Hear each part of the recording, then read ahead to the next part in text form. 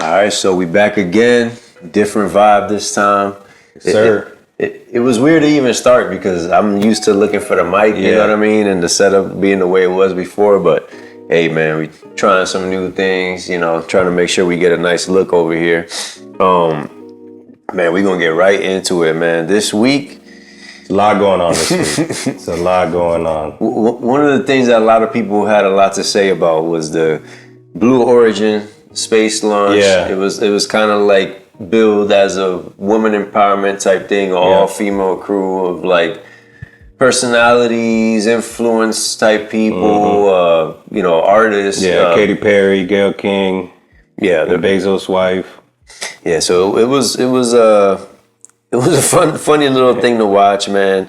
One of the main things I'll say, like just me looking at that situation unfold is like it's mad tone deaf. You know what I'm saying? Like the way that things really are going right now in the country and just the way everybody's kind of feeling about everything, it's kind of tone deaf to just say, hey, we're going to take a space flight, like we supposed to care about it. You know what I mean? Yeah, and that's really the gripe that everybody had, like, you know, what's going on in the country. We don't got to get into politics, but there's so much more important stuff going on. Like, that's not really doing anything for women empowerment outside of that group that went to see space for 5 minutes and spent all that money. These are rich individuals that you got to spend a lot of money to go up there and do that.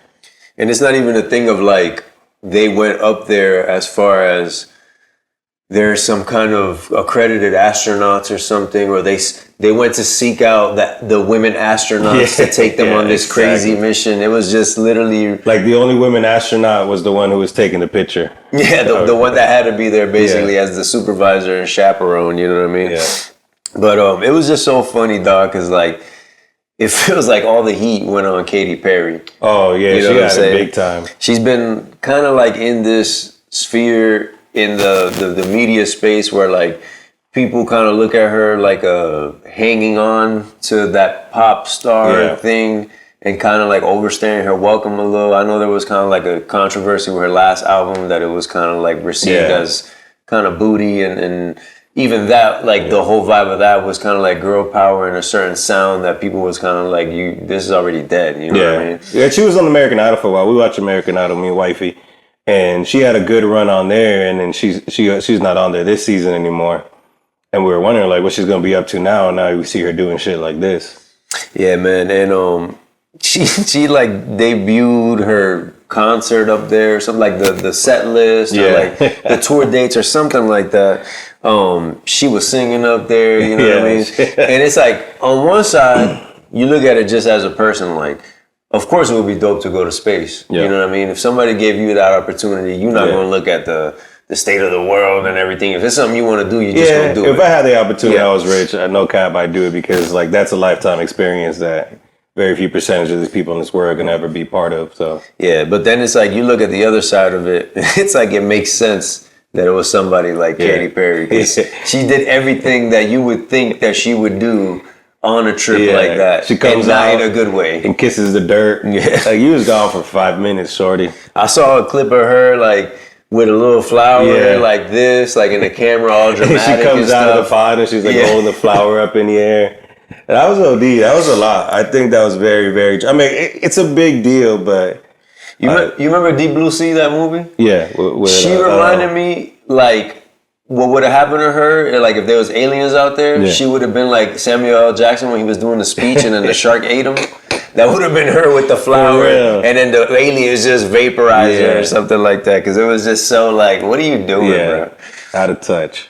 Yo, but speaking of that, man, like. They went into space for what, 11 minutes, which is basically, I think it was something like 65,000 feet above Earth or something like that. Well, I think the whole trip was 11 minutes and they were in space for 5 of it or something like that. Yeah. Gotcha. So when I seen that, my mind immediately went to aliens. Yeah. You know what I mean? And it just started making aliens in general. Just aliens in general and the movie, you know, the whole idea of like having one on the ship, you know what I mean? Yeah. And it just made me start thinking like, what are the best like space or alien type movies, you know what I mean? And it got me to thinking about like the corny ones that you liked as a kid, like Lost in Space. You know what I mean? The newer one that they did with Joey from Friends. You know what I mean? what's the other one? Men in Black, stuff like that. Spaceballs. Spaceballs, Independence Day. Yeah. You remember Xenon from Disney back in the day? Those kind of vibes. But one thing about them alien movies, bro, is some of them are mad corny, like Men in Black. You know what I mean? Like corny from the point of view of like it's not taking itself mad serious. You know what I mean?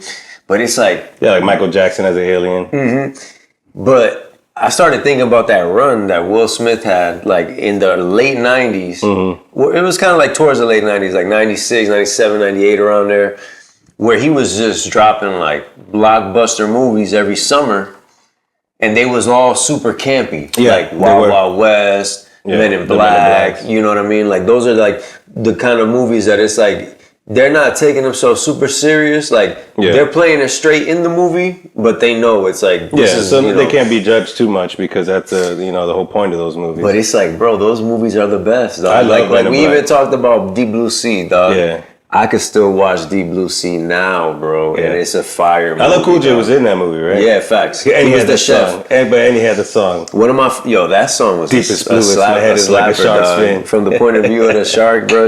LL Cool J was always on some wild stuff. Yeah, he was. Yo, one of my favorite scenes in Deep Blue Sea is like, he finds a camcorder like floating. Yeah. And he takes it and he's like, this is my last message to the world, this and that. Like, he don't think he's going to survive. And since he's the chef, he starts going into the recipe for the perfect omelet. Yo. He's like, bro, come on, dog. I completely, I've seen that movie a bunch of times and I forgot, like, all those little scenes in it. Now, I got to say, my favorite space movie of all time, and I think this is as realistic as it could be, was Interstellar. Interstellar, man, I haven't even seen that movie yet, dog. It's a long movie, but James Nolan incorporated so much realness as fact as time and black holes. And the whole premise of the movie is about love and regret. And like it evolves into something it's almost probably one of my, if not my favorite movie of all time. Just in general. Crazy. I got to check it out. Yeah, and that one and what's the other one? The Martian, the one that Matt Damon. Those are kind of like the acclaimed space movies. You know what I mean? But I don't know, man. I'm just a fan more of like the sci-fi, the fantasy type stuff. Yeah, that's what I'm saying. They made that more realism. Like if this situation really happened, I think that is what other countries, of course, what America would do and what they would run into based on the knowledge we have of space right now. I forgot the name of this movie and a lot of the details, honestly, but I remember it was fire.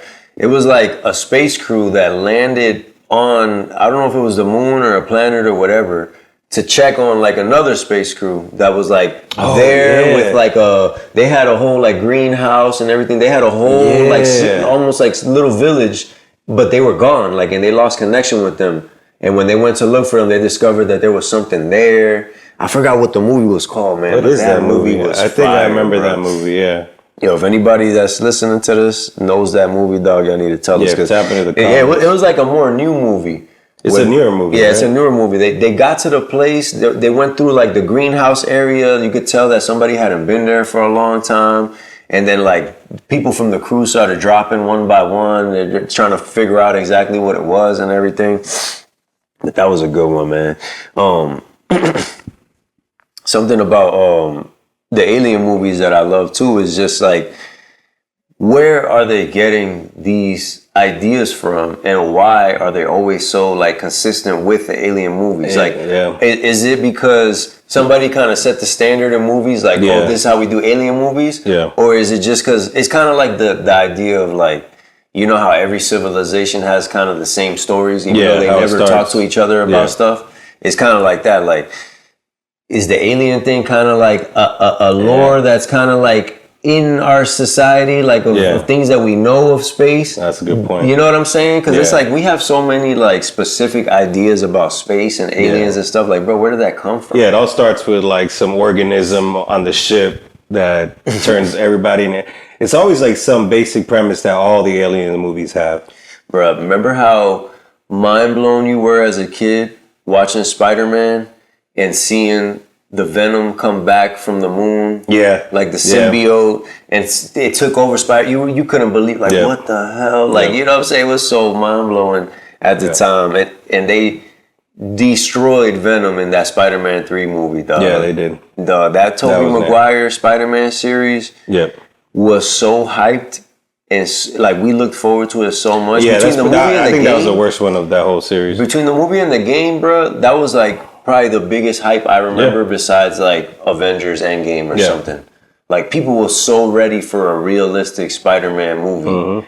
And they fumbled that. Murdered whole that. And thing his bad. whole character, like when his demeanor changed after he was Venom, like he's walking out and dancing down the street with the emo hair and the dark fits, and he's dancing. That was so corny. I was tight. The Spider-Man 2 game for PlayStation is that same situation, but they did that one justice. No, the Spider-Man games was A1, dog. The new one, the latest Spider-Man. Oh yeah. My daughter loves that. It's all based on Venom, the whole exact situation. Bro, the one of the things that I hate the most is the scene where Harry Osborn is he took over for his dad as the Goblin. Oh yeah. And he's on the glider, like talking to himself, like I'm coming, buddy. I'm gonna save you, Pete. You're my friend, like, bro, what is that, dog? Like, that was horrible, man.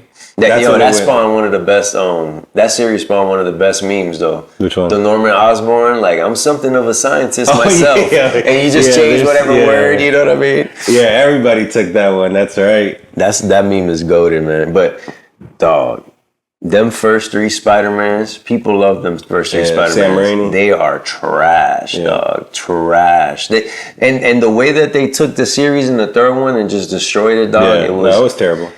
And I don't understand what the fascination with the Spider-Man people is with Green Goblin, bro. Yeah. Why is it always the Green Goblin? I think because I think that's probably his worst enemy out of everybody. So I mean, like you watched, he was a big piece. He definitely was No a Way big. Home? Yeah, where they brought everybody back. He definitely was a big piece, like even in the comic and stuff, and he was kind of like the Lex Luthor even of Spider-Man because he had money, he was a scientist, like that was his it was like a good nemesis. foil, you know what I mean? But Spider-Man got so many good villains, bro. Yeah, like, he does. That was like one of the main things about Spider-Man that I liked. Like they always had different villains and they were always fire, you know what I mean? Yeah, and I've always loved Spider-Man, but I was never too much into the comics and the storylines of it until I played the games and I saw like Fisk and Rhino. Fisk was fire, man. What's the Electro dude's name? Electro. And There's 2. There's Electro and Shocker. I don't know which one you're talking about. Shocker's the one that looks like him. Yeah, the Asian dude who goes, his exposure turns from like, it's like a negative exposure. His whole body turns like on film, like a negative exposure. I don't know his name either. I think that's Electro. Might be Electro, yeah. But speaking of Spider-Man and speaking of the game, PlayStation, I don't remember if it was 1 or 2, had the Spider-Man games that were pretty accurate to the Fox Kids show. And those games were fire too. Like it had a really dope story. Those were like super classic. Yeah, the original ones. Yeah, I remember those. And I don't know if you remember, they had a mode that was called Kid Mode on the Spider-Man, where it was easier to to shoot the web. It was like the same button to jump, and then you just press it again to hit the web. Yeah, because in those games you couldn't touch the ground. If you touched the ground, it's easier to beat. You know what I mean? Because for kids that are playing it or whatever. Yeah. And dog, they basically introduced that into Call of Duty, dog, with the casual mode, man. Yo, so Call of Duty Warzone players out there. Is it? I know it still feels as good to get a dub in that casual mode, but is it really a dub still? So this is how I've been viewing it and using it. Yeah. So I'll run a couple casual games first to get warmed up. Yeah. Because when you go in the game, you're not seeing that many people, and when you see them, they're sweaty as hell. And they've been on for like 8 hours. Yeah, and you're getting destroyed. You know what I'm saying? So I like playing the casual 1 or 2 rounds. Get some shots in actually because you don't even get to shoot when you play with these freaking gamers, dog. Sweats, bro. Anytime you see like TTV on somebody's username or anything like that, you're like, oh man, he about to wax me, dog. I definitely have a crew of those that I just can't even keep up with them no more. But going back to your point, if the dub counts, so from what I understand, it's like 120 to 130 bots and 20 to 30 regular people in the game, and it's always going to boil down to end game. The real people are left. Oh yeah, the bots are going to be gone by the end of the game. So I feel like it's a real dub if you win, but you're super bad if you're not getting to the end game at least. Yeah, that's you know what I'm saying? Like if you're not getting to like 5 teams left or Yeah. something like that, dog, you're a bot. Yeah, the games I play with you guys always top 5 finishes. Like the Facts. last group, that last group in the game. But yeah, that addressed the dad mode thing, because that was always a joke amongst dads. Like universally, they always say, "Bro, why doesn't Call of Duty have a dad mode?" Like my idea was always, and I still think it's a good idea. Which the only thing that kind of destroys this plan is how many people it would like affect in the matchmaking. Yeah. But I think they should put people based off of their average time of playing per day. That's true. In lobbies together. Yeah, that's true. Like if you play, let's say 1 to 3 hours. Yeah, that matchmaking queue, it needs to get fixed. I think they just put it at the level of ranking. But as for me, like I'm level 21, like the original level 21. I don't even know if they prestige anymore. Yeah, do you they do prestige. Yeah. Yeah, so I'm like the original one. But I think with my username, it has my whole history that I've ever played Call of Duty. That's what it is, and so they put me in. That's exactly what I was With gonna the same- say. I'm high ranking just because I play the game. Yeah. Not because I'm good. Yeah. So why are you putting me in a lobby with a dude with an AKD? Yeah. When I only got this just from time. Yeah. You know what I'm saying? Like I don't got this from skill. I got this from time. Like what are you doing right now? But And when we played, like that's why I enjoy playing with the group we have, because of course you play to win. But if we're not winning, like, and nobody's yelling at each other, like, oh, why'd you do that? Why'd you push this? I mean, unless it's Ronnie, because sometimes, you know, Ronnie be doing Ronnie things. But aside from that, like, there's groups you play with, and this becomes a clip, and they're hearing this. There's groups you play with that just stay mad at each other. Bruh. And I don't play like that no more. Shout out to my dog, Wheelo, bro. Yeah, we love the GOAT. Yo, the other day, we was in the last circle, bruh. 2 teams left. 5 players, right? 3v2, right? So he's with Quincy. Shout out to Quincy too. He's laying with Quincy on the side on the map, and me and you died. Or was it me and you? Me and you, yeah. Me and you died. And then I'm Quincy went down. watching their screen, and I'm like, yo, it's just y'all 2 versus them 3. They're all 3 in that building. Yeah. Because the guys in the building was the ones that killed me. And you know when you die, you kind of get a view of where they're at. You know what I'm saying? So I'm like, yo, they're in that building. It's 2v3. It's just you and Quincy, y'all 2 versus them 3. Yeah. So Wheelo immediately sprints to the building, opens the door, and gets fried. Immediately And fried. he yells out, oh shit, there's 3. Bro. I almost lost it, dog. Everybody, me, you, Quincy, we were all just laughing. We're literally just talked about that. Was literally just the whole conversation we had, that it was a 2v3. And I feel like he said okay. Yeah, bro. I feel like he acknowledged, all right. Insane, Because Quincy's running when he's like, stay over here, let's get the high ground. There's 3 of them, 2 of us, just get the high ground. And the Wheelo just, bro, full pedal to the metal, straight to the building. Wheelo's my dog, and I love him to death. But he's a hilarious friend because I always tell him, like, bro, Wheelo, what the hell are you doing, dog? What are you thinking? And he'd be like, you're the only one that tells me that.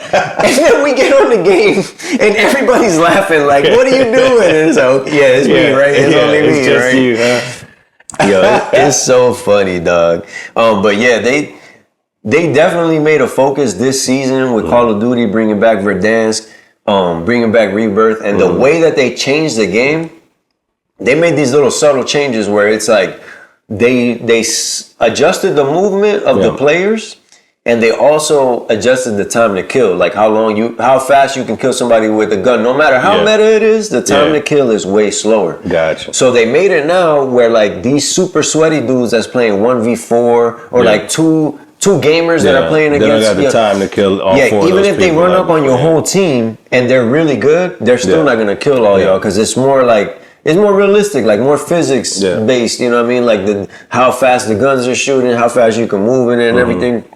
It's really pissing them off. Yeah. But it's making people like us happy, because we can play the casual and enjoy it again. Then jump into the resurgence or the regular battle royale and still get kills and still get in the end game. Because, like I said, if you're playing good strategy, bro, one dude is not gonna kill all 4 of y'all. It got to a point before when one dude could come in, kill you, spin around, come in and kill the other one, spin around. Like, it was insane. So it's them. But now they can't do that no more. They kind of nerfed all that. And I think one thing that I enjoyed about the bringing back of Verdansk is that they kept it in that same normal mode. Like, I went a good time without playing, and I went in, I played Rebirth, no, all these packages, all these colored guns, all these new perks, all these different contracts. I'm like, what is this? Yeah. I don't even have time to learn this. The one time I want to get on and play, and I don't have time to learn what all this shit is now. But that's why anybody who creates content that people enjoy and you have a big fan base of it, like, if you're going to go back to the original one, don't change it from the original one. Don't try to hybrid it or mix it. Keep that original. Keep it just how it is. And then if you want to make a original version mixed with some new stuff, make that separate. Yeah. Give them both. I always said Fortnite was always on point with that kind of thing because their game was always just their game. You know what I mean? And they just kept adding like updates, you know, new things in the new seasons, little things here and there. They would take stuff away, bring it back. But essentially the game has always been the game. Mm-hmm. And Call of Duty had an opportunity to do that same thing where it was just one game and you just keep adding or taking away or building on it for mad years and people would have been happy, but they just went so crazy changing it, making it a new thing. And I feel like that was not really a good move for them. And they're kind of like going back and fixing those mistakes because they lost so many people. Like so many people wasn't playing the game anymore. And it's bringing a lot of people back, like all the streamers. For one, that stopped playing Warzone, they're all non-stops Verdansk since it's come back. Yeah, and it's been hitting, man. The last thing that I wanted to touch on that you had brought up that I didn't even know about, but I found it hilarious. What's going on with the Home Alone director? Yeah, man, and I'm a big Home Alone fan. I've watched it every Christmas for a long time.